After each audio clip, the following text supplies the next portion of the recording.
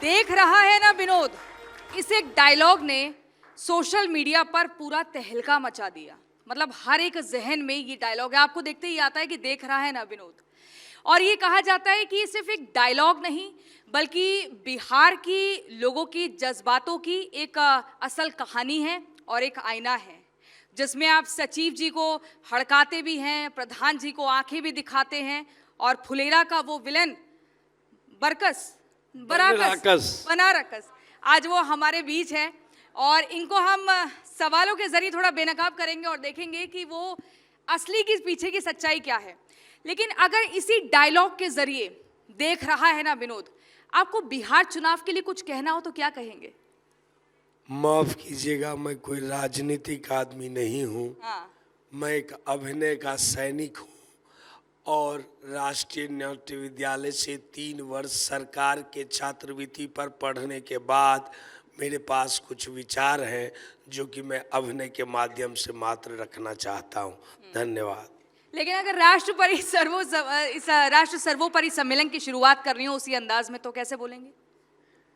देख रहा है विनोद, दिल्ली में भी लोग हमको जानते हैं। आपका जो ये किरदार रहा भूषण, इसने लोगों की जिंदगी को कैसे बदला और उसका क्या फर्क पड़ा? भूषण हर व्यक्ति के अंदर है। 140 करोड़ जनता ही एक आदमी है और वही 140 करोड़ जनता के रूप में भी है। मतलब कोई एक दूसरे से अलग नहीं है। हर आदमी के अंदर बड़ा बनने की क्षमता है। बात है मेहनत की, कोशिश की, जो कि भूषण के रूप में करता हुआ दिख रहा है। समाज का वो वर्ग जो काम करना चाह रहा है पर जीवन के व्यवहार के कारण उसका बोल चाल उतना व्यवहारिक नहीं लगता, जिसके कारण वो एक नकारात्मक कलाकार, नकारात्मक व्यक्तित्व के तौर पर दिखता है। इसलिए हम उसे विलेन कहते हैं। लेकिन मैं आपको बताऊं, मैं आज एक गुरु मंत्र दे रहा हूं कला के लिए, जो हमने नहीं बनाया, जो लाखों पीढ़ियों से चला आ रहा है। दिल्ली के ही एक बहुत बड़े रंग निर्देशक हुए इब्राहिम अलका जी, जिन्होंने एक प्ले के निर्देशन के दौरान एक छात्र को बोला आइए डिजाइन कीजिए। उन्होंने डिजाइन किया, बोला ये तो बहुत अच्छा है, मुझे ये नहीं चाहिए, दूसरा लेके आइए। दूसरा लेके बोला ये तो बहुत ही अच्छा है, ये तो एमी अवार्ड जीत लेगा, पर ये नहीं चाहिए, कुछ और लेके आइए। वो विद्यार्थी परेशान हुआ तो उसने बोला सर क्या चाहिए आपको? I want wittiness. तो इस पे ध्यान दीजिए। वो छात्र थे रॉबिन दास, जो कि मेरे पूजनीय गुरु हैं। चलिए ठीक है, अब कुछ आपको इसमें से एक चूज करना होगा। पंचायत का बनराकस या लापता लेडीज का दुबे जी? दोनों ही मेरे करीब है।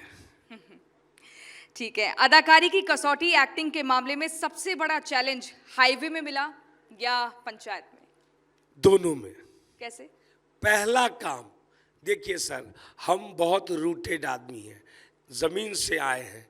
कोई विद्यार्थी आपको बोले कि दोस्त एक ऑडिशन है आके दो, पीके फिल्म का, 13 साल मेहनत करने के बाद एक ऑडिशन कॉल कैसे आता है? वो उस पल को याद करता हूँ मैं। कॉल आया, मैं पीके फिल्म का एक ऑडिशन इम्प्रोवाइज करके आया और उसी समय जो साक्षात यहाँ में कुछ देर पहले दिखी सरस्वती माँ, सरस्वती माँ का प्रभाव हुआ कि उसी ऑडिशन से मुझे हाईवे मिली। हाईवे का मुझे कोई ऑडिशन नहीं देना पड़ा। तो एक रास्ता टूटा। फिर उसके बाद लंबे संघर्ष के बाद एक सीन, 2 सीन करते करते दोस्त का कॉल आया, दोस्त एक सीन है फोटोग्राफर का, करोगे? मैं गया, ऑडिशन दिया।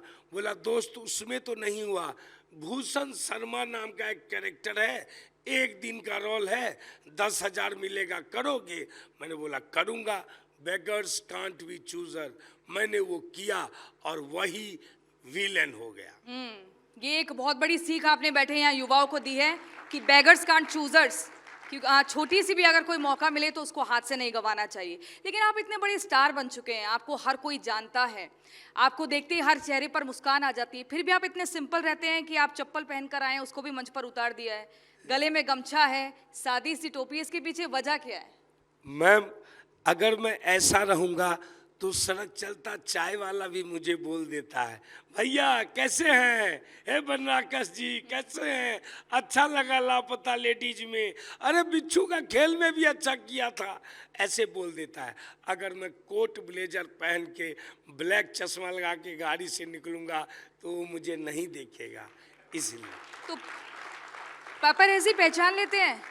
मुझे औसतन पूरा यूपी अभी शूट किया, इलाहाबाद, बाराबंकी, गाजियाबाद, कानपुर में अभी सम्मान दिया गया आईआईटी कानपुर में। मुझे पूरा यूपी और बिहार में बहुत प्रेम मिलता है।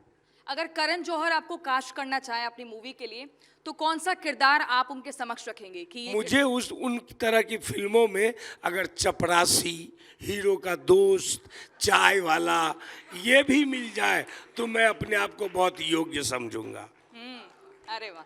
तो अगला रोल किस सुपरस्टार की अगली फिल्म में आप उसके दोस्त का रोल करना चाहेंगे? जी नहीं, कोई सुपरस्टार जिसके साथ आप चाहते हैं कि बड़े पर्दे पर आए और उसका दोस्त बने, कौन है वो सुपरस्टार? ऐसा नहीं, ऐसा कोई, देखिए मैम, हम निर्धारित नहीं करते। नहीं, ऐसी कोई इच्छा अगर मन में? नहीं, मैं ऐसी इच्छा लेके मैं मुंबई आया ही नहीं, झूठ क्यों बोलूँगा। मुझे तो कास्टिंग वालों का कॉल आता है कि दुर्गेश 4 दिन का रोल है, दुर्गेश 10 दिन का रोल है, मैं ओके बोलता हूँ। इच्छा लेके, एक्सपेक्टेशन लेके आऊँगा, ही हो जाऊँगा। अच्छा, तो यानी कि आप मैनिफेस्टेशन पर मैं भरोसा नहीं मेहनत पे विश्वास करता। बात है। बहुत बढ़िया। अच्छा, ओटीटी से जो आपको एक बहुत बड़ी उपलब्धि मिली और ओटीटी की वजह से जो एक चीज नहीं मिली जिसकी कसक आज भी दिल में है, क्या है? मुझे देखिए मैम, ओटीटी से क्या मिला और क्या नहीं? मैं बता रहा हूँ, देखिए बेसिक पे आइए मैम। 2001 में जब मैंने एक्टिंग शुरू किया तो मुझे थोड़ी पता था 2001 में कि ओटीटी आएगा, नुक्कड़ नाटक होगा, हमको तो पता नहीं था। ओटीटी आया, जो आया वही अच्छा है, पैसा मिला, घर खरीदा तो वही अच्छा है।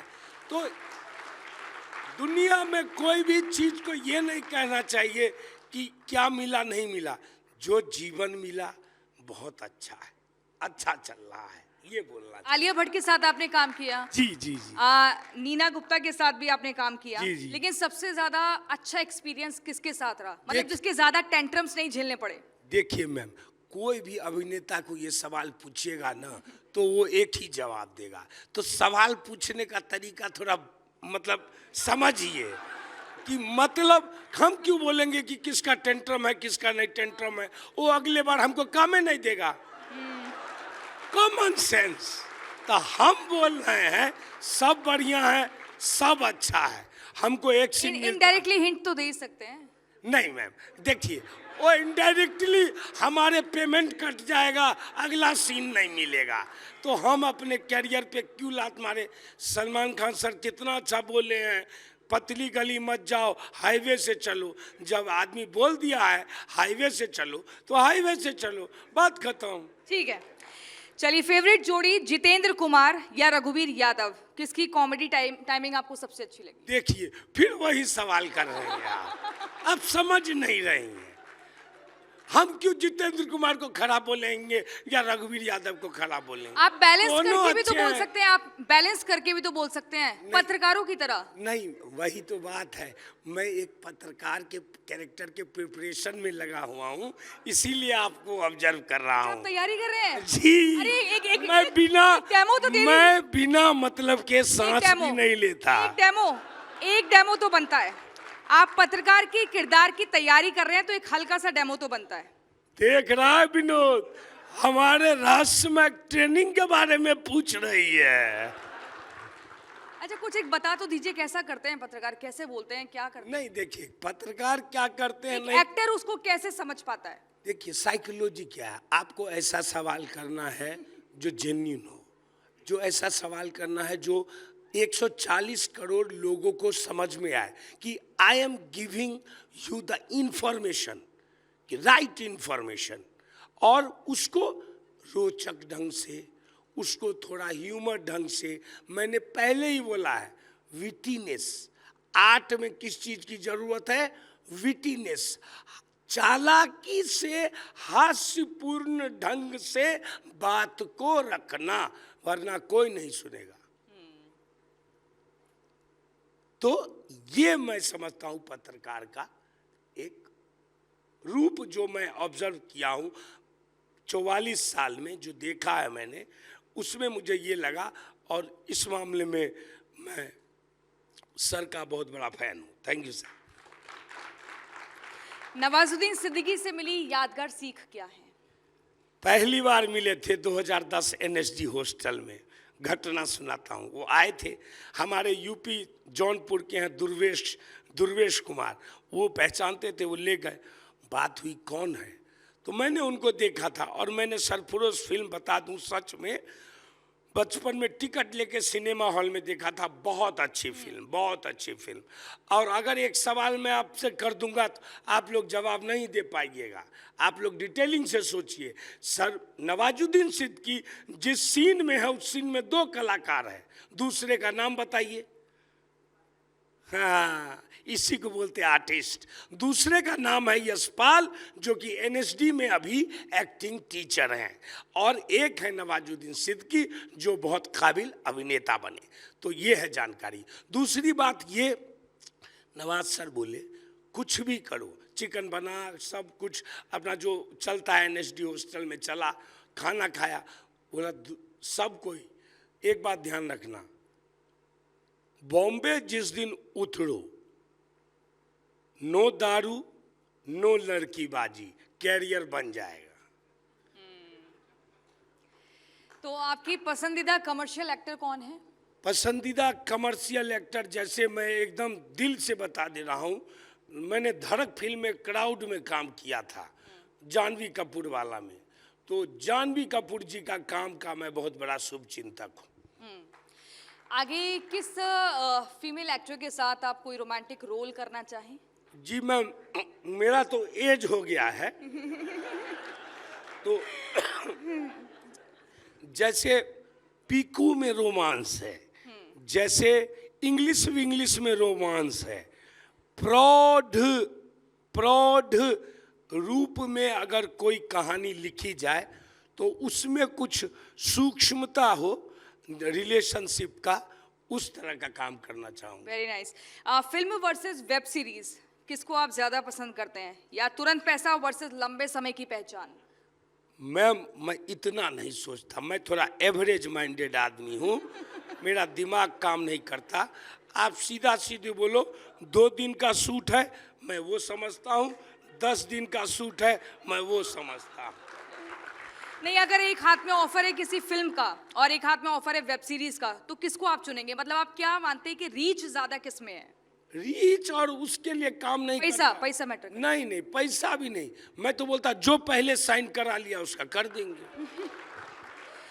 ठीक है, अगर आपको एक दिन का बिहार का मुख्यमंत्री बना दिया जाए तो आप पहला काम क्या करेंगे? पहला काम जो इंस्टेंट होना चाहिए वो है, हर पंचायत में एक ट्रैक्टर, खेती करो और काम करो। आपके बारे में सोशल मीडिया पर कई तरह की अफवाह होगी, उसमें से कौन सी एक अफवाह ऐसी है जिसे आप सच मानते हैं कि हाँ ये सच है? मेरे बारे में जितनी अफवाह है, दोस्त थोड़ा और रिसर्च करो। लेकिन कोई एक ऐसी है जो सच है? कोई नहीं मैम।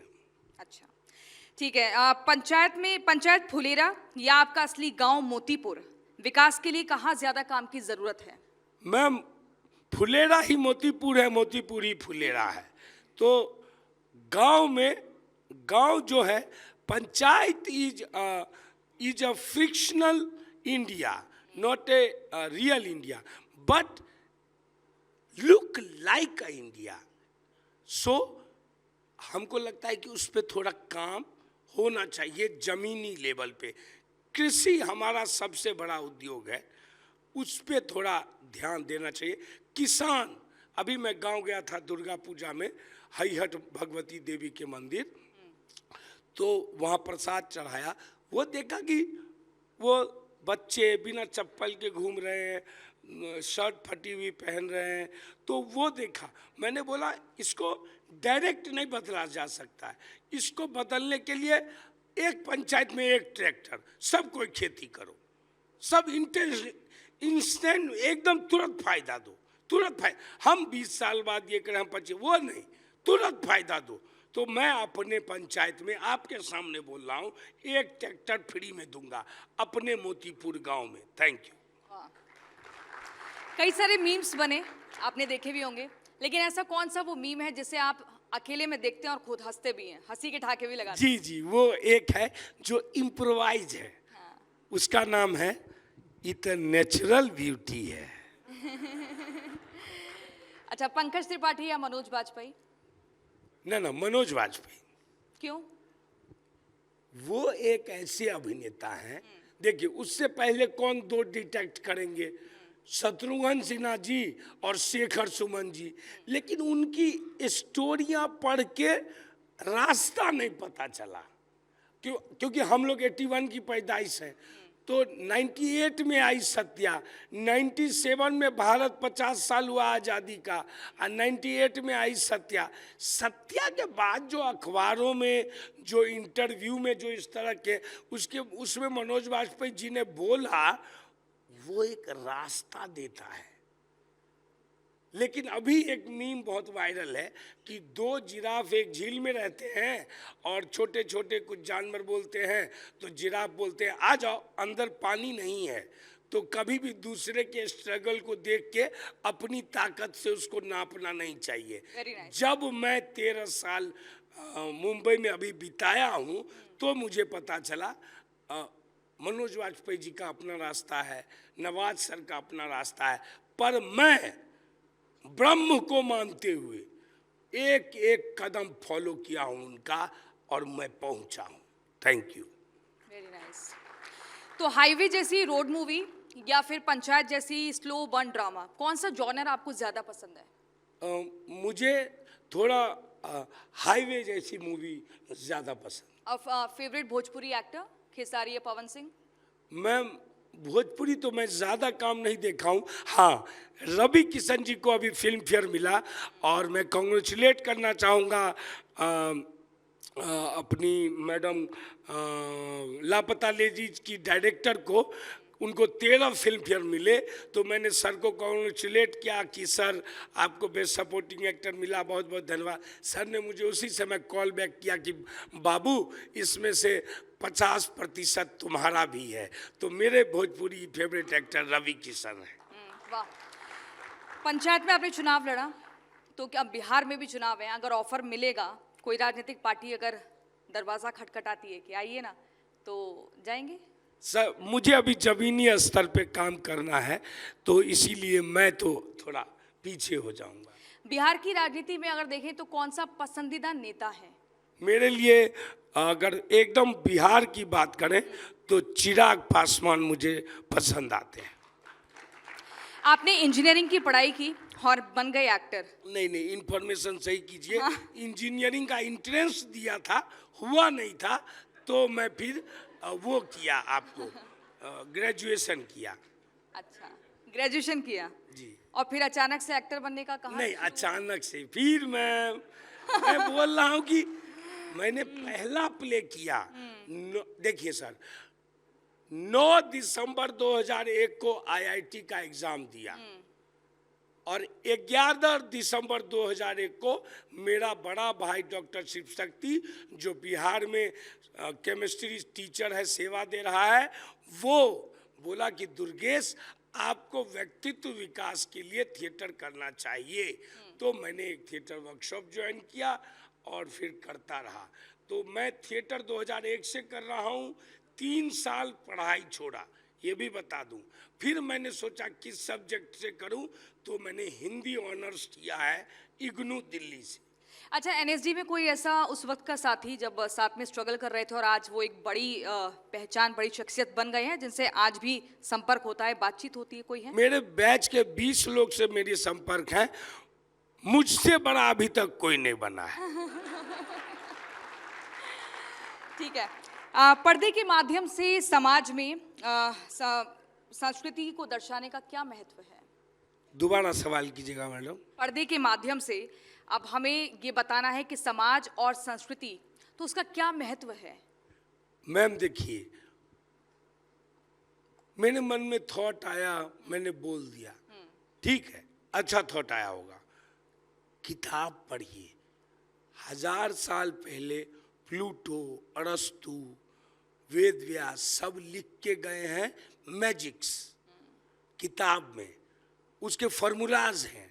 जैसे सिर्फ अभिनय की बात करूं मैं, तो उसमें अभी मैं मारिया नेबल, रसिया की बहुत बड़ी एक्टिंग टीचर रही हैं, जो स्टेनिस्लेवस्की की स्टूडेंट थी, उनके अंतिम समय में वो काम करना शुरू की और बहुत अच्छी थ्योरी बनाई, एक्टिव एनालिसिस। बोलिएगा इसमें संस्कृति का क्या है?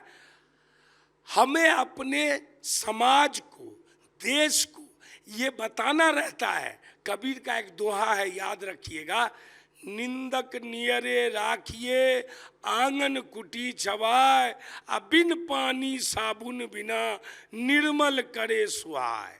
तो हमारा पढ़ लिख के ये दायित्व बनता है कि पक्ष विपक्ष सबको, कि सर आपके देश में ये चल रहा है, इसको ठीक कर लीजिए। मात्र हमारा ये काम है कि सर आपके देश में ये थोड़ा गड़बड़ चल रहा है, इसको देख लीजिए। वो नाटक के माध्यम से बनाना, वो रिसर्च के माध्यम से बनाना, ये एज ए एक्टिंग सैनिक मेरा काम है। अच्छा, ग्रामीणों की अगर कहानियों की हम बात करें, गांव कस्बों की जो कहानी है उसको कला और मनोरंजन के माध्यम से कैसे प्रस्तुत किया जा सकता है? जी मैम, कैसे किया जा सकता है? वो जैसे अभी मैं गांव गया था मैम, तो अभी भी एक टोला में आला उधर चल रहा था, सब सो गए थे और 2-3 लोग मिलके 4-5 लोग को उनका जो फॉर्मल गाना है वो चल रहा था। वो चल रहा था, मुझे लगा कि ये लोग पंचायत देखा है क्या? वो जो शाम को गांव में चक्की मशीन का आवाज आता है, पुक पुक पुक पुक पुक पुक, वो सब कहाँ गया? तो वो सब को पकड़ के उन्हीं को वो दिखाना, उन्हीं के सामने ले जाके मुझे लगा कि बड़े पर्दे पर मैं उनको पंचायत दिखाऊं कि जो आप लोग कर रहे हैं ना, वो हम लोग एक छोटा बनाए हैं, जरा देखिए।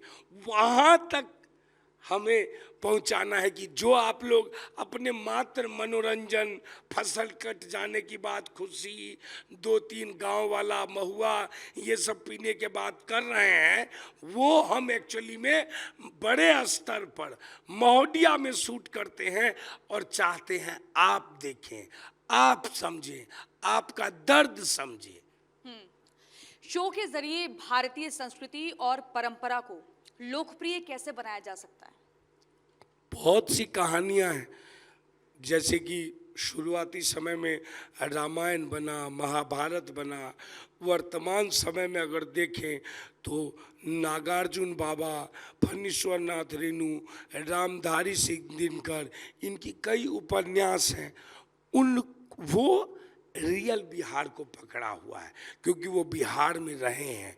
तो वो लोगों को थोड़ा क्या करना चाहिए, थोड़ा उसको फ्रिक्शनलाइज करके अगर उनकी वेब सीरीज बनाए तो शायद उसमें दिखे। कौन कौन से ऐसे मुद्दे हैं जिनको अभी भी उठाने की जरूरत है, जो अभी भी कहीं ना कहीं एक बस्ते में दबे हुए हैं, बिल्कुल कॉर्नर्ड हैं? मुझे तो ऐसा नहीं लगता, मैं इतना बड़ा विचारक तो नहीं हूँ। या आप कोई ऐसा किरदार करना चाहें या किसी मेरे को एक ही कंसर्न है, शिक्षा फ्री हो जानी चाहिए। शिक्षा जो IIT में होती है, जो एम्स में होती है, जो NSD में होती है, शिक्षा फ्री हो जानी चाहिए 12th तक, हर गांव हर शहर में। अच्छा, युवा दर्शकों की अगर हम बात करें तो उन्हें समाज के मुद्दों के प्रति जागरूक करने में मीडिया और कला की भूमिका आप कैसी मानते हैं? बहुत मानते हैं मैम। अभी जैसे मेरे कहने पे 10 लोग, मात्र 10 लोग मेरे फ्री एक्टिंग वर्कशॉप में आए हैं और उनको मैं अपना एक्सपीरियंस दे रहा हूँ, वो भी बोलते हैं सर हम अपने गांव में भी जाके नाटक करेंगे। तो मैंने बोला बाबू हम प्ले बना रहे हैं, तुम हमको आने जाने का दे देना, हम तुम्हारे गांव में नाटक कर देंगे। तो ये जो मेरी बात मान रहा है, कोई क्यों मानेगा मेरी बात? मैं किसी का घर थोड़ी न चला रहा हूँ, लेकिन लोग जानते हैं कि अरे इसके पास एक्सपीरियंस है, ये थोड़ा थोड़ा कुछ किया है, तो इसको क्या करते हैं, इसकी बात मानते हैं। तो हमारे जैसे जो एक्टर हैं, बड़े एक्टर का मैं बात नहीं कर रहा, हमारे जैसे एक्टरों आप भी तो बड़े ही हैं। नहीं नहीं, मैं उतना बड़ा नहीं हूँ, मैं छोटा एक्टर हूँ। तो हमारे जैसे एक्टर थोड़ा अपने गांव, थोड़ा अपने मतलब गांव समझता हूँ। मेरा मोतीपुर पंचायत है, तो उसमें एक ट्रैक्टर दे दिया, अपने पास जितनी पुरानी किताबें, एक लाइब्रेरी दे दिया। किसी की मदद नहीं चाहिए, किसी की मदद नहीं चाहिए। और वहाँ का यादव भी पढ़ रहा है, वहाँ का सब पढ़ रहा है, और उसको वो बच्चा जब पढ़ेगा और तब वो बच्चा 10th करेगा, 12th करेगा, IIT करेगा, तो उसका भविष्य सुरक्षित हो जाएगा। तो दुर्गेश जी, अगर शुरुआत की हम बात करें, आसान नहीं है। मतलब बड़े पर्दे पर आना, कलाकार बनना, कई सारी चुनौतियों का सामना करना पड़ता है। आपके सामने वो क्या क्या आई, और क्या कोई गॉडफादर था जिसने कहा कि चलिए हम आपको सपोर्ट करेंगे, अरे ये कलाकार है, इसके अंदर टैलेंट है, ऐसा कुछ रहा? नहीं मैम, आपका ये सवाल बहुत ही अच्छा है। और बोलेंगे कि दुर्गेश ही क्यों? आज यहाँ 10 लोग मुझे सुन रहे हैं, मुझे क्यों सुने? तो इसका मैं एक ही जवाब दूंगा। आई एम 44 ईयर ओल्ड, 44 साल से मैं ब्रह्मचर्य का पालन कर रहा हूँ, और मैंने अभिनय को साधा है, अभिनय का शिक्षक हूँ। आप सफल हो जाएंगे, आप ग्रेट हो जाएंगे, लेकिन जब डाउनफॉल होगा संभाल नहीं पाएंगे। तो डाउनफॉल को संभालने के लिए दुर्गेश, क्योंकि मेरे जीवन में 2 बार डाउनफॉल आया और मैंने बड़े धैर्य के साथ उसको संभाला। इसमें किसी की कोई गलती नहीं है, इसमें किसी की कोई गलती नहीं है, वो जीवन की एक प्रक्रिया है। मैं बोला आई एम स्ट्रांग, भगवान ने मुझे डाउनफॉल दिया। फिर मैंने बोला आई एम स्ट्रांग, भगवान ने मुझे फिर डाउनफॉल दिया। और मैंने बोला आई एम ब्रह्म, मेरा रास्ता क्लियर हो गया। तो डाउनफॉल से कैसे फाइट किया आपने? क्योंकि आज के टाइम में युवा पीढ़ी तो एकदम बोलते हैं कि हम डिप्रेशन में चले गए हैं, फिर डॉक्टर्स का दरवाज़ा खटखटाया जाता है, फिर किसी ऐसे मोटिवेशन स्पीकर का सहारा लिया जाता है जिसको रोज़ सुनते हैं और कहीं ना कहीं बूस्टअप मिलता है। आपने कैसे टैकल किया? इसका एक ही मतलब है, बीत जाएगा, ये बीत जाएगा। दिस शैल टू पास, जिसे अंग्रेजी में कहते हैं। ये बीत जाएगा, ये एक बहुत बड़ा मंत्र है जो मैंने, बोलते हैं ना मंत्र होता है, वो एक्टिव हो गया। ओम नमः शिवाय, अगर ओम नमः शिवाय एक्टिव हो गया, संभाल नहीं पाइएगा। हम मात्र छोटी से सपनों के कारण बोलते हैं ओम नमः शिवाय, ओम नमः शिवाय, भगवान हमको बचा ले। अगर आप नियमित मात्रा में ओम नमः शिवाय बोलिएगा, एक्टिव हो गया, संभाल नहीं पाइएगा। अगर शिवाय सच में आ जाएंगे तो इसी तरह मेरा एक्टिव हो गया, ये बीत जाएगा, ये बीत जाएगा। और इस तरह से मैं धैर्य के साथ, फिर वही मेरा तरीका कि एक सीन है करोगे, और वो मैंने पंचायत किया। अब तो नहीं होता होगा ऐसा, अभी तो हाथ में कई सारे प्रोजेक्ट्स होंगे। नहीं नहीं, अब ऐसा नहीं होता। अब मैं एक बहुत ही हेल्दी और अच्छे फेज में हूँ। अभी ये कौन कौन से अपकमिंग प्रोजेक्ट्स हैं जो हम जैसे आगे कि देखेंगे? अनुराग कश्यप की निशांची देख सकते हैं आप, उनकी अगली फिल्म बॉबी देओल के साथ बंदर में देख सकते हैं।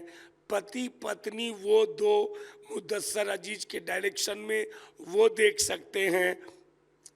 उसके बाद सैफ अली खान जी की कर्तव्य देख सकते हैं। उसके बाद आप देख सकते हैं जैकी श्रॉफ जी के साथ ग्रेट ग्रैंड हीरो किया है। उसके बाद मैंने अभी लगभग 10-12 प्रोजेक्ट मेरे अभी और आने हैं। वाह। अच्छा, ये बताइए कि बचपन से लेके अब तक या जब तक आप तैयारी कर रहे थे तब तक किस वो उस एक्टर को फॉलो करते थे जिसकी कॉमेडी आपको बहुत ज़्यादा अच्छी लगती थी, या शीशे के आगे आप भी खड़े होकर कुछ ऐसे प्रैक्टिस करते थे, कोई डायलॉग डिलीवर करते थे? तो ज़रा बताएं। नहीं मैम, मैं कभी एक्टर नहीं बनना चाहता था। अच्छा। मैं चाहता था, मैं पिताजी की बात मानता हूँ, तो मैं चाहता था एक छोटा मोटा इंजीनियर बन जाऊँ, नहीं कुछ तो बीसीए कर लूँ और लगूँ, शादी विवाह बच्चे बच्चे करूँ। ये तो एक संयोग है कि मेरा भाई मुझे बोला कि आप थिएटर कीजिए, और उसके बाद जो रास्ता तय हुआ वो आपके सामने है। किसी और कलाकार का कोई डायलॉग अगर आप बोलकर बताएं जो जी। आपको बहुत अच्छा लगता है। जी, जी। जैसे कोई शाहरुख खान का फैन होता है, नहीं कोई नहीं, अमिताभ बच्चन का। देखिए अच्छी बात है फैन होना, मिमिक्री करना, पर मैं वो नहीं हूं। मैं एक बहुत ही सटीक स्पीच दिखाता हूं आपको। आप बोलेंगे ये स्पीच क्यों? क्योंकि ये स्पीच गिरीश कर्नाड जी ने लिखा हुआ है और अभिनीत किया था मुकेश तिवारी जी ने, जिसको नसीर सर ने देख के चाइना गेट उनको ऑफर किया था। वो इस तरह है। मैं नहीं जानता, मैंने सोचा था कि देवता से साक्षात्कार होना एक बड़ा ही हृदय विदारक अनुभव होगा। ठोस होगा, वर्णातीत होगा, बिल्कुल सदैव होगा। यद्यपि मुझे लगता रहा कि इंद्रदेव कई बार आए, किंतु मैं निश्चित नहीं कह सकता। जब पहली बार प्रकट हुए तो उन्होंने कहा, नहीं अवक्री, तुम तपस्या से ज्ञान की सिद्धि नहीं कर सकते। ये तो अध्ययन से आता है, अनुभव से आता है। ज्ञान समय है, ज्ञान तो आकाश है, तुम्हें इन आयामों में स्वयं चलना ही होगा। मैंने कहा, नहीं, यदि तुम इंद्र हो तो मुझे ज्ञान का वर दे दो। बस यही संवाद बार बार, कोई गहरी बात नहीं है। फिर देवता अंतर ध्यान हो जाते, कोई प्रमाण पीछे नहीं छूटता कि वो आए थे। मैं चारों ओर देखता, वही काला बिच्छू, पंछियों की बिटों की बौछार मेरे चारों ओर। कहीं किसी नशे की पिनक में तो नहीं देखा सब कुछ, या सुबह सवेरे जो कंदमूल खाया था कहीं की उसी की मादकता नहीं था, या कोई ज्वर था जो मेरी मस्तक की शिराओं को बहकाता। यूं ही बीतते गए दिन, बरस, फिर 2 बरस, फिर देवता प्रकट हुए। उन्होंने कहा, रेती पर कहीं धारा से पुल बना करता है। मैंने कहा, मुझको मेरा वर दे दो। Thank you. वाह, शानदार। दुर्गेश जी, खाली समय में क्या करते हैं आप? खाली समय मिलता है? खाली समय मिलता है मैम, मैं एक ही चीज बोला ना पहले ही। गुनगुनाते हैं? नहीं नहीं, मैं हाँ थोड़ा बहुत गुनगुनाता हूँ। क्या गुनगुनाते हैं? जैसे मैम को सुना तो थोड़ा थोड़ा याद आ जाता है वो सब, लेकिन हाँ, मैं किताबें पढ़ता हूँ। मैं किताबें पढ़ता हूँ, एक्टिंग किताबें पढ़ता हूँ, अभिनय पर ज़्यादा रुचि है। और अभिनय को मैं कैसे करूं कि मेरे 10 दोस्त, मेरे 20 दोस्त मेरी बात समझें, मैं इसमें। इंडस्ट्री में दोस्त हैं आपके? जी जी जी। सबसे ज़्यादा नज़दीकी किसके? मेरा सबसे ज़्यादा नज़दीकी दोस्त मेरठ का है, फिरोज खान जी। तो जब खाली समय में बैठते हैं तो किस तरह की बातचीत होती है? यही जो नवयुवक वर्ग करता है, ये वो बहुत सुंदर है, वो अच्छी है, चाय पियो, अरे हमें कोई गर्लफ्रेंड नहीं बनाती, ये नहीं करती, इस तरह की बात। और सोशल मीडिया को लेकर? सोशल मीडिया को लेकर आज के युवाओं को आप क्या संदेश देना चाहेंगे? क्योंकि वो फॉलोअर्स की रेस में फंसे हुए हैं। फॉलोअर्स के लिए खबरें आती हैं कि कोई सुसाइड भी कर लेता है, कोई किसी भी हद तक चला जाता है, तो उस चंगुल में फंसना चाहिए या नहीं? किस तरीके से आप देखते हैं सोशल मीडिया को? मैं फिर वही बोलता हूँ, मैं बैलेंस में रहिए। अभी आपने बोला था बैलेंस में रहिए, साहित्य भी पढ़िए, सोशल मीडिया भी कीजिए, थोड़ा बहुत ये भी कीजिए, वो भी कीजिए। मन को शांत रखिए, मन को शांत रखिए। और किसी चीज़ के पीछे इतना क्या हो जाना कि मर जाना। अरे जिंदगी को देखो कितनी सुंदर है।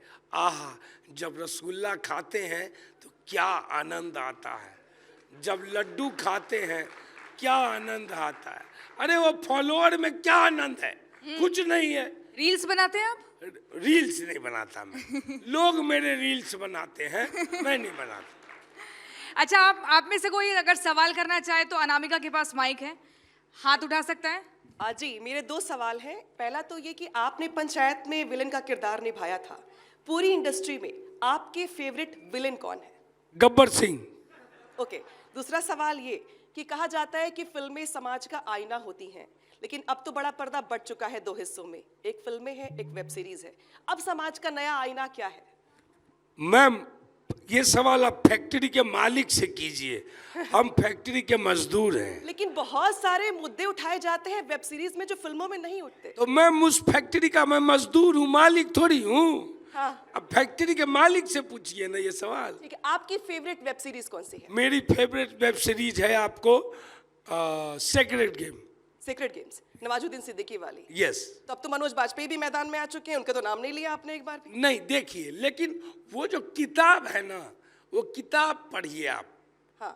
किताब पढ़िए, तब आपको समझ में आएगा कि मैं उस वेब सीरीज को क्यों अच्छा बोल रहा हूँ। अच्छा। कि उसका एडेप्टेशन, कितनी ऑनेस्टी रखी गई उसको बनाने के लिए, तो इसलिए मैं उस वेब सीरीज को सही। एक आखिरी सवाल, छोटे छोटे शहरों से जा करके बड़े शहर में बड़े बड़े सपने देखना कितना मुश्किल है आपकी नजरों में? बहुत मुश्किल है, कितना? Like impossible. इम्पॉसिबल। लेकिन, पॉसिबल कर लिया? लेकिन जी, आपने कैसे पॉसिबल कर लिया? लेकिन उसके लिए कितनी दवाइयाँ खा रहा हूँ ये थोड़ी पता है आपको।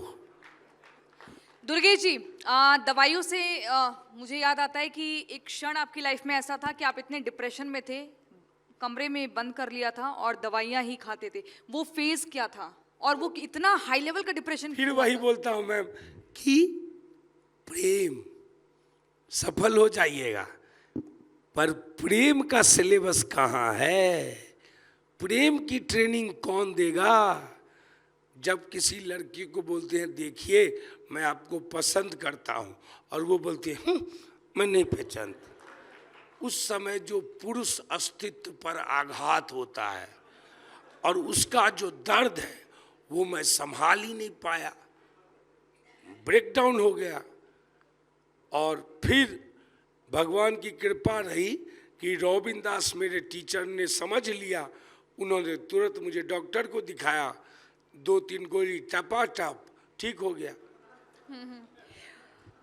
और किसी का सवाल? अनामिका पांडे। मैंने भूषण जी पिछले दिनों प्रहलाद चा का एक पॉडकास्ट किया था, तो उनसे मैंने ये पूछा था कि अब आगे सीरीज में क्या होने वाला है। अभी आपने कहा कि मैं एक मजदूर हूँ और मजदूर ही फैक्ट्री में काम करते हैं और फैक्ट्री के भीतर क्या हो रहा होता है, क्या क्या बन रहा होता है, सब पता होता है। तो अब ये बताइए, वो तो तैयारी कर रहे हैं विधायक बनने की, अब आप क्या करेंगे आगे? क्या खिचड़ी पक रही है अंदर उसमें? अब वो तो वही फैक्ट्री वाले लोग बना रहे हैं ना। मजदूर तो आप है ना। नहीं, फैक्ट्री वाले लोग बना के जब माल सप्लाई करेंगे तब ना आपको बताएंगे। नहीं, वो तो विधायक बनने की तैयारी कर रहे हैं। वो तैयारी कर रहे हैं। हाँ। तो हम प्रधानपति बनने के बाद हम अपना स्ट्रेटजी बनाएंगे। बताएंगे नहीं? नहीं, वो कैसे बता देंगे? बता देंगे तो आप देखबे नहीं कीजिएगा। Thank you so much. विवेक।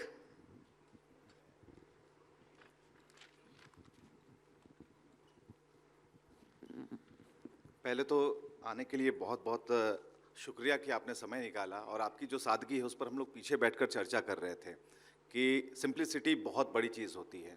जो लोग मुंबई में आना चाहते हैं, सपना आज भी और 60 के दशक में या उसके पहले भी जिन लोगों ने देखा, किसे आना चाहिए मुंबई? कौन आए? अगर आपने बहुत मेहनत किया है और आपके पास थोड़े पैसे हों तभी आप मुंबई आइए। ये कटु सत्य मेरे जीवन का है जिससे मैं नकारता नहीं। अगर आपके पास पैसे हैं तो आप बन जाइएगा, लेकिन अगर आप बहुत टैलेंटेड हैं, बहुत प्रैक्टिस किए हैं और सामने आके बोलते घर वाले मदद नहीं कर रहे हैं, आपके लिए बहुत मुश्किल है। टैलेंट कम है लेकिन जानते हैं और आपके पास पैसे हैं, आप सरवाइव कर सकते हैं 10 साल, 15 साल, 20 साल। और अगर मुझसे एकदम डायरेक्ट पूछ रहे हैं तो मैं बताऊंगा, राष्ट्रीय नाट्य विद्यालय दिल्ली भारतेंदु नाट्य अकादमी लखनऊ और FTI पुणे, बिना इसकी ट्रेनिंग लिए मत आइए बॉम्बे। आपको लगता है ट्रेनिंग लेके आएंगे और उसके बाद सफल हो जाएंगे, ये गारंटी है? नहीं, ये गारंटी नहीं है, लेकिन रोजी रोटी तो चल जाएगी। अगर मैं NSD पास आउट हूँ, 10 दिन का वर्कशॉप अनाउंस कर दिया, 500 रुपया लूंगा, तो मेरा एज ए NSD तो लोग आएंगे ना कि भाई 3 साल सीखा है, कुछ तो सिखाएगा ही। सब तो रॉबिन दास के पास नहीं जाएंगे, सब तो इब्राहिम अलका जी के पास नहीं जाएंगे, तो उनके स्टूडेंट भी तो सिखाएंगे, तो हमारा रूम रेंट, खाने का खर्चा निकल जाता है। मूल उद्देश्य ये है ट्रेनिंग का। लेकिन आप बार बार मेहनत को क्रेडिट देते हैं। मेहनती तो हम देखते हैं कि जिसके पास सपना है, जिसके पास विजन है, हर व्यक्ति वो मेहनती है, लेकिन मेहनत के साथ साथ लक भी होना ज़रूरी है। आप मानते हैं कि? जी जी, मैं मानता हूँ। पहले नहीं मानता था, पर मैं मानता हूँ। लेकिन लक में एक बहुत बड़ा हिस्सा होता है ईश्वर का। आप बोलेंगे 2025 में दुर्गेश कुमार तुम कलयुग में ईश्वर की बात करते हो।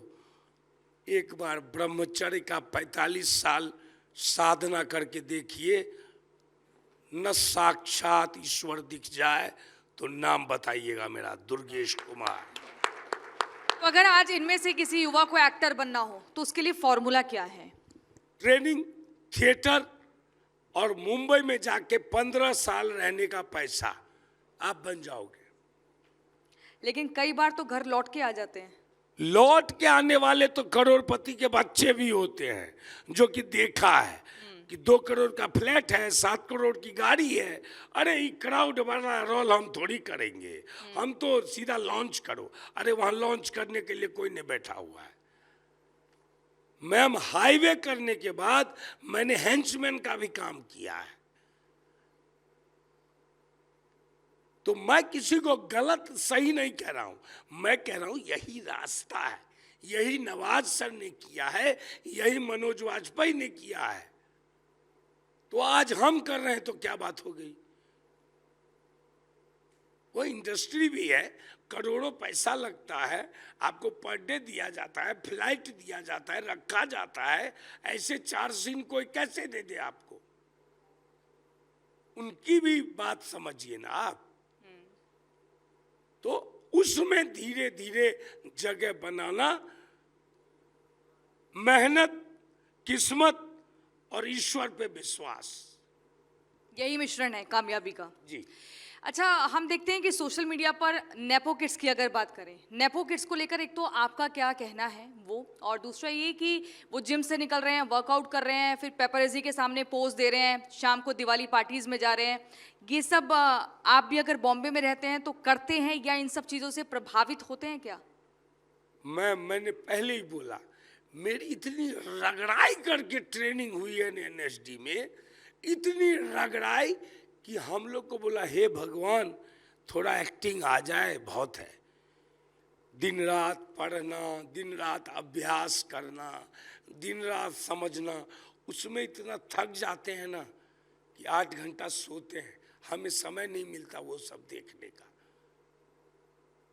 दुनिया में 12 एक्टिंग टीचर हुए, 6 महीना भी प्रैक्टिस कीजिएगा तो 6 साल लग जाएगा। बात को समझिए, अभिनय कोई आसान चीज नहीं है। एक बंजर भूमि में जब किसान हल लगाता है और जमीन को फाड़ देता है और वहां गेहूं डाल के गेहूं निकाल देता है, उतना ही इक्विवेलेंट है एक सीन बोलना। देख रहा है विनोद?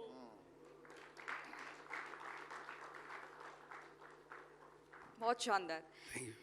आपने बता दिया है कि आपने कितना अपने आप को हर बार साबित किया है। लेकिन NSD में जब आपकी ट्रेनिंग चल रही थी, आप बार बार उसका जिक्र करते हैं, वहां पर मुख्य तौर पर क्या क्या बातें आपको सिखाई गई? किस तरीके से वहां ट्रेनिंग दी जाती थी? मतलब हर कोई जानना चाहता है, ये पता है कि ये कलाकार NSD से सीख कर आया है, लेकिन NSD में सिखाया ऐसा क्या जाता है? देखिए मैम, सबसे पहली चीज होती है इंफॉर्मेशन। इंफॉर्मेशन दे दिया पूरे वर्ल्ड थिएटर का, इंडियन थिएटर का। उसके बाद आते हैं प्रैक्टिस। जिसमें आपको प्रैक्टिस कराई जाती है रगड़ रगड़ के। 8-8 घंटे एक क्लास चल रही है, सोने नहीं दिया जा रहा है बच्चों को, प्रैक्टिस करो प्रैक्टिस करो। और 3rd ईयर में आके होता है मैजिक, जब ऑडियंस देखती है बोलती है व्हाट एन एक्टर, मार्वलस, क्या ग्रोथ है इसका, ये तो ऑस्कर लाएगा।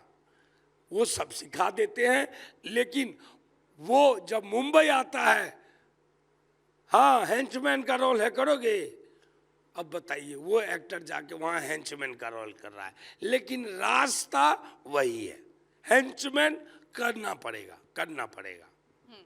लेकिन दुर्गेश जी, अगर अभी हाल फिलहाल की हम बात करें, एक साउथ की मूवी आई कंतारा, जिसने वर्ल्ड वाइड ज़बरदस्त बिजनेस किया, और उसी बीच एक बॉलीवुड की मूवी भी आती है, लेकिन वो कहीं ना कहीं उसके आगे फीकी पड़ जाती है। आपको क्या लगता है कि कहाँ पर कमी हो पा रही है? हम सब्जेक्ट को क्लियर नहीं कर पा रहे हैं, या जिन मुद्दों को उठा रहे हैं उसकी ज़रूरत नहीं है? और साउथ की मूवीज़ में ऐसा क्या बार बार दिखाया जा रहा है जो back to back super hit हो रही है?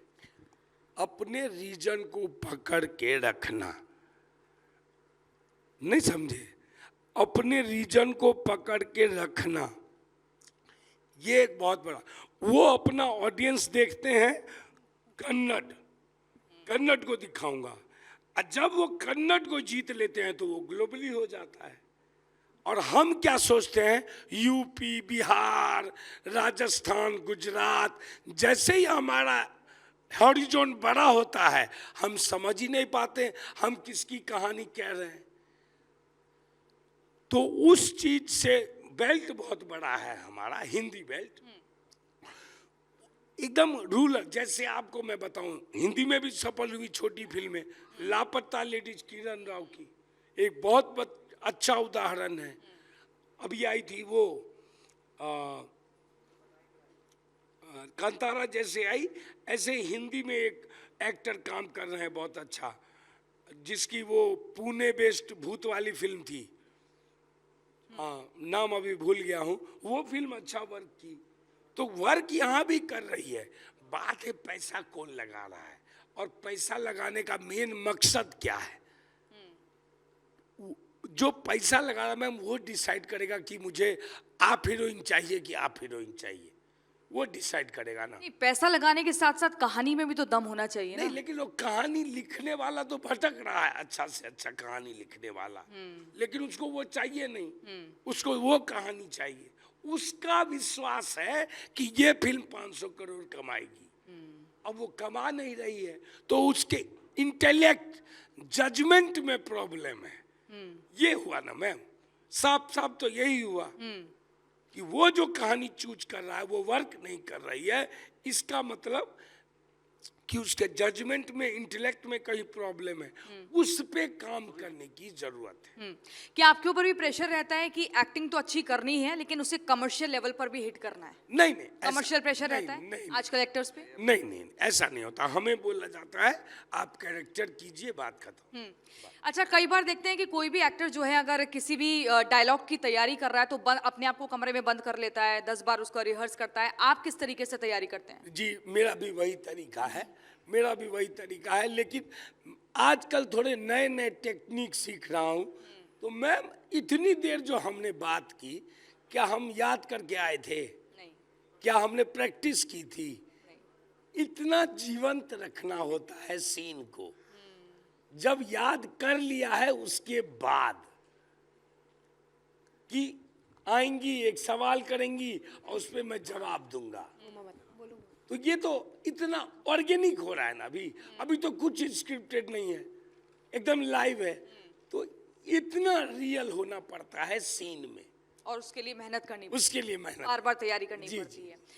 कौन है आपका पसंदीदा एक्टर इंडियन सिनेमा में? मनोज बाजपेयी, नवाजुद्दीन सिद्दीकी, इरफान खान। इनका कोई डायलॉग अगर आपको याद हो, नहीं मैम, या इनका कोई ऐसा किरदार जो आपको बहुत पसंद आता जी है? मुझे पान सिंह तोमर और भीखू महात्रे और ये अपना फैजल खान, ये 3 कैरेक्टर पर। किसी का कोई डायलॉग बोलना चाहेंगे? मैम डायलॉग, मैं उस तरह का आर्टिस्ट हूँ नहीं, हाँ। पर वो एक बोल ही देता हूँ, वो मेरे बहुत पसंदीदा है।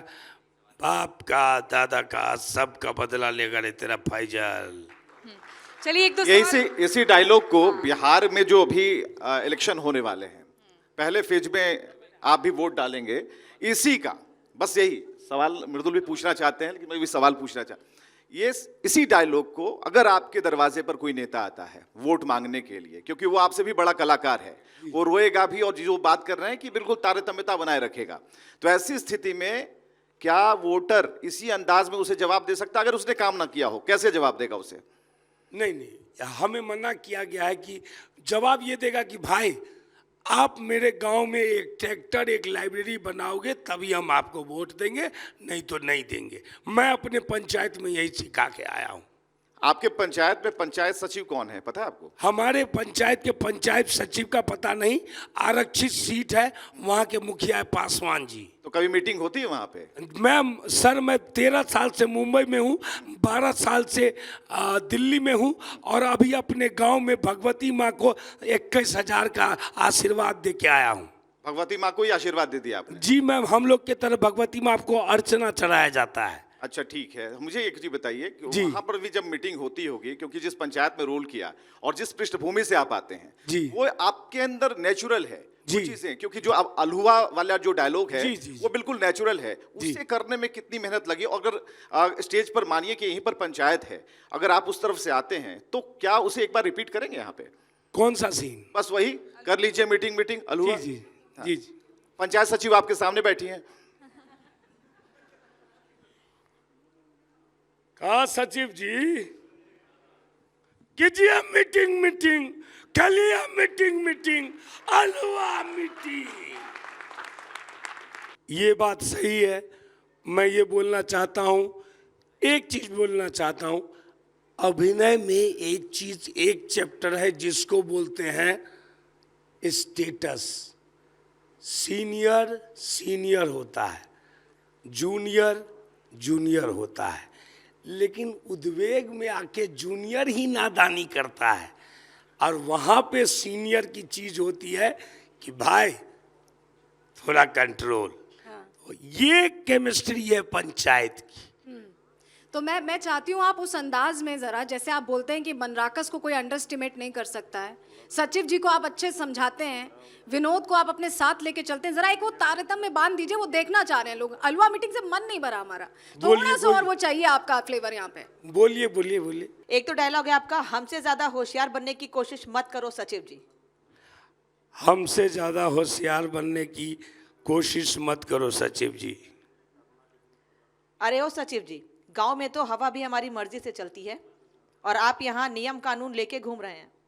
अरे सचिव जी, गांव में तो हवा भी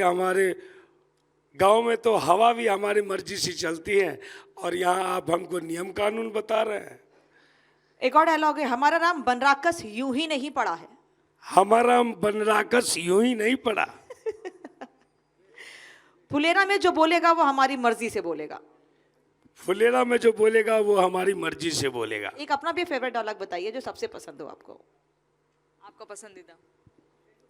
देख रहा है विनोद, अंग्रेजी में बोल के बात को कैसे घुमाया जाता है। यहाँ से भी कोई सवाल? सृष्टि? Thank you so much, sir. It was a master class, honestly, for new coming actors. तो मेरे दो सवाल हैं। एक तो जो न्यू जेन एक्टर्स अभी आ रहे हैं, उनके लिए आपके पास एक ऐसा क्या मैसेज है जो आप देना चाहते हो जो उनके लिए काफ़ी फ़ायदेमंद होएगा? और सेकंड, ऐसी कौन सी एक एक्टिंग टिप है जो आप उनको देना चाहोगे? एक किताब है एन एक्टर प्रिपेयर्स, उसको रट जाइए, और प्लीज NSD, BNA, FTI की ट्रेनिंग लेके आइए। परफेक्ट। एंड सर, पहले वाला सवाल, मैसेज। पैसा हो तभी मुंबई आइए। भैया ये अपना बाथरूम कब बनेगा? देखो बाबू, प्रधान जी के पीछे घूमते घूमते तुम्हारा बाथरूम नहीं बनेगा। तुमको ना आवाज उठाना पड़ेगा। आवाज उठाना पड़ेगा। कितना जोर से भैया? जाके दरवाजा पे जाके बोल लो कि अगले पंचायत इलेक्शन में वोट नहीं मिलेगा, हमारा सिटवा लगाइए। तो बनराकस करके भगा देता है। वो तुमको देखना पड़ेगा। करते रहिए मीटिंग। करते थैंक यू, थैंक यू।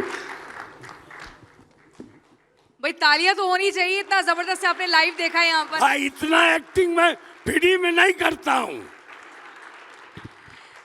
अच्छा, लास्ट में जो डांस हुआ था वो कैसे हुआ था, कैसे तैयारी हुई, क्या शुरू हुआ? चश्मा लगा के सीटी वीटी बजानी पड़ेगी तभी वो डांस देखने को मिलेगा। हाँ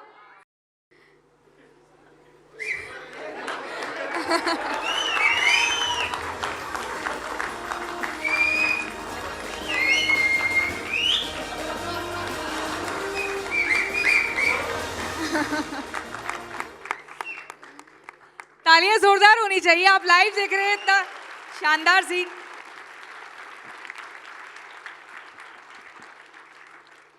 ठीक है दुर्गेश जी, आपने अपना कीमती समय दिया, उसके लिए बहुत बहुत शुक्रिया। बहुत महत्वपूर्ण बातें आपने रखी, अपनी ज़िंदगी का सफ़र बताया।